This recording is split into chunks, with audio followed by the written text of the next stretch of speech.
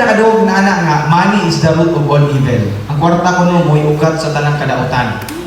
So this morning, we will talk about financial literacy. Kani financial literacy, kaya kahibalo na to, may tungod sa kinabuhing pinansyal o kahibalo sa atong pagdala, saktong pagdala sa kwarta, saktong pagtigong, saktong paggastos, o kung usaon, pagpatubo sa atong kwarta. Disclaimer mga kaigsunan, dili ko financial advisor. Though ganahan ko mahimong usa, pero kanya akong i-share karon, mura po niya akong knowledge nga gamay nga itong nahibawan, ma-share na ko ninyo nga makatabang mo sa ato ang tanan. Okay ba mga anak, mga igsoon? Amen. Amen. Na-story ni Karen kanina, akong balikon ng pangutanan ninyo. Mutuo ba ta nga knowledge is power? Amen. Alright? So kung knowledge is power, so in order for us to have, to gain power, kinahanglan tang magtuon, kinahanglan tang mag-develop, kinahanglan tang mag-improve. So, this morning, we'll talk about financial literacy. Kung na may Bible, basahan nyo diyan sa 1 Timothy chapter 6, verse 10, which says here, "For the love of money is the root of all evil."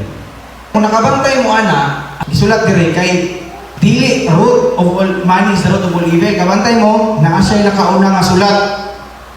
Pero sige siya ka out of context kay gitangtang ang word nga love. Di ba? So, kay makadong money is the root of all evil, kita ng mga tao, itong una-una sa kwarta, dakutan. Pero nalimutan nga, unang gisulat diya sa verse is love. Kung imong higugmaon. Di ba? So, kung dili din imong higugmaon ng kwarta, imo lang, mingon ka nga, gusto lang na ako ang kwarta, ganahan lang ko niya. So, wala imong higugmaan. Ang pasabot mong ko dire good love. Ang kwarta ko no, mas labaw pa siya ba kaysa sa imong pamilya. Ha? Muna kiskutan na sa 1 Timothy, masahe mo ubang mga tayo, masayo kung sabot ani. Ang ilang muna, money is the root of all evil.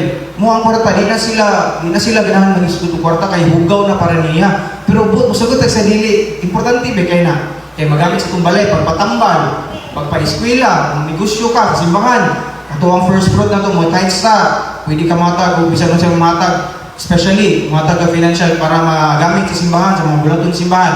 Diba? Nalimutan, ang isulat niya sa Bible is the love of money. Tinuod, gamit ang kwarta, pero ayaw siya mas una kasi sa Ginoo or mas una kasi sa imuhang pamilya. Kaya ang good na maingon good nga, the love of money, the root of all evil. Bisa na lang tanang buluhaton sa imuhang makaayo, imo nang gamiton tanan. Dayon, igsoon, kanang kwarta magsoon, ang money, wala na siya buot.